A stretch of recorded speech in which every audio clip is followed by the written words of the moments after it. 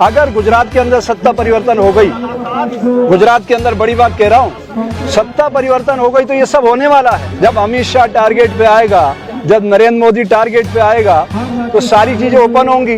कोई एमपी नहीं चुनेगा, इनका सदन में बहुमत नहीं होगा तो प्रधानमंत्री ये नहीं रहेंगे, दूसरा व्यक्ति प्रधानमंत्री आएगा। ऐसा उत्तराखंड हुआ था, इसकी फाइल क्लोज की जाती है, 9 में से 8 फाइलें बंद की जाती है और एकमात्र फाइल रखी जाएगी। मेरा ये कहना है, जो एटीएस के प्रमुख हुआ करते थे डीजी वनजारा, उनका मेरा संवाद रहता था। तो मैंने उनसे पूछा था कि आपने इतने बेगुनाह लोगों को मौत की नींद सुला दिया, क्या भारतीय संविधान हमें ये इजाजत देता है आईपीएस बनने के बाद? तो उन्होंने कहा था, स्वामी जी मैंने ये सब कुछ नहीं किया है, ये सब कुछ नरेंद्र भाई ने करवाया। और उन्होंने तो मुझे यहाँ तक कहा था कि ये जो ट्रेन में S6 साबरमती में जो बोगी जली थी, वो भी प्लानिंग के साथ जलवाई गई थी ताकि वो हिंदू हृदय सम्राट बन सकें।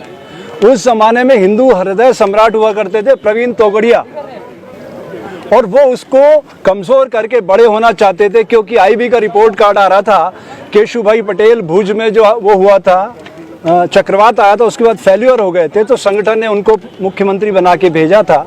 तो वो हिंदू हृदय सम्राट बनने के लिए सारा षड्यंत्र करने के लिए आतुर थे, और उनको मौका मिला। पहले मेरी पूरी बात सुन लीजिए। उनको जो मौका मिला, उन्होंने फिर उन सारी लाशों को अहमदाबाद पहुंचवाया, और ये सारी जब कड़ियां जुड़ेंगी, मैं साफ साफ कहना चाहता हूं, सिर्फ 4 लोगों का नार्को टेस्ट हो जाए, 4 लोगों का, प्रवीण तोगड़िया, डीजी वनजारा, अमित शाह, नरेंद्र मोदी।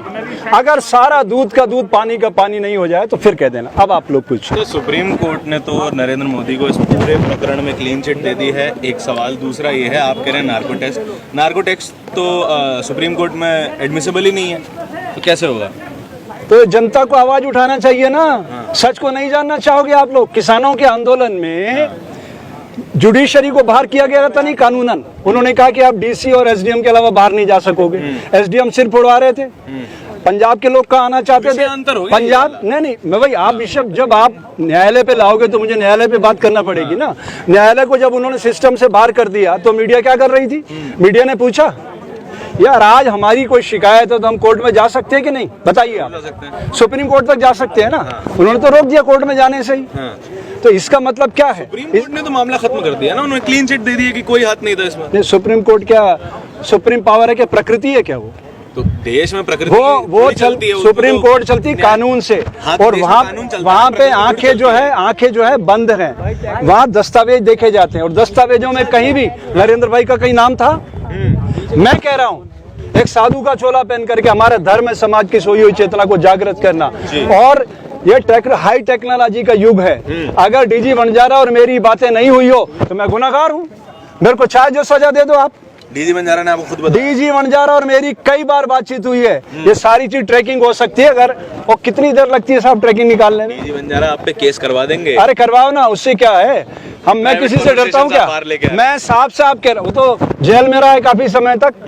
डीजी वनजारा तो इसी सारे केसों में जेल में रहा है, और ये खुद अमित भाई नहीं रहे क्या? अमित भाई भी रहे थे, लेकिन नरेंद्र भाई को क्लियर कर दिया गया, जबकि उस सारे षड्यंत्र का सरगना नरेंद्र भाई था। मैं साफ साफ कह रहा हूँ। और उसके बाद भी मैं इस प्रकृति को हाजिर नाजिर मान के कह रहा हूँ कि अगर ये शरीर नहीं रहेगा, ये सारा रिकॉर्ड रहेगा। हाँ देखिए, जब डीजी वनजारा टारगेट पे आएगा, जब अमित शाह टारगेट पे आएगा, जब नरेंद्र मोदी टारगेट पे आएगा, तो सारी चीजें ओपन होंगी, और ओपन होंगी तो ये पता चलेगा कि इसका ओपनर कौन था, किसने खोली ये सारी कहानी। कि सुप्रीम कोर्ट ने जब जिसको क्लोज कर दिया, और फिर नए तरीके से नया एंगल आया और नई शुरुआत हुई। आप देख लीजिएगा, अगर गुजरात के अंदर सत्ता परिवर्तन हो गई, गुजरात के अंदर बड़ी बात कह रहा हूँ, सत्ता परिवर्तन हो गई तो ये सब होने वाला है। और तीनों आयोग बने थे उस समय जब ये गोधरा कांड हुआ, 3 आयोग बने, और तीनों में से किसी ने भी नरेंद्र भाई का कोई भी व्यू नहीं लिया। मेरा ये कहना, क्या कानून से वो बड़े हैं? और क्या जो आदमी मुख्यमंत्री के पद पे बैठा था और उसके अपने गृह प्रांत में ये घटना हो रही थी तो उसकी जवाबदारी उसकी नहीं थी? ठीक है, नहीं थी। मैं आप लोगों से पूछना चाहता हूँ, क्या उसके ऊपर कोई भी शक की निगाह उठी, सुई उठी, जबकि सबसे बड़ा गुनाहगार था इस देश का? तो मेरा साफ साफ कहना है, कानून से बड़ा कोई नहीं है। हम सब संविधान के तहत जनता के लिए ये सब लोग चुने जाते हैं। जब इन्हें कोई एमपी नहीं चुनेगा, इनका सदन में बहुमत नहीं होगा, तो प्रधानमंत्री ये नहीं रहेंगे, दूसरा व्यक्ति प्रधानमंत्री आएगा। ऐसा होता रहा है। खबरों में बने रहने के लिए फोरम 4 को सब्सक्राइब करें और नोटिफिकेशन पाने के लिए बेल आइकन दबाएं।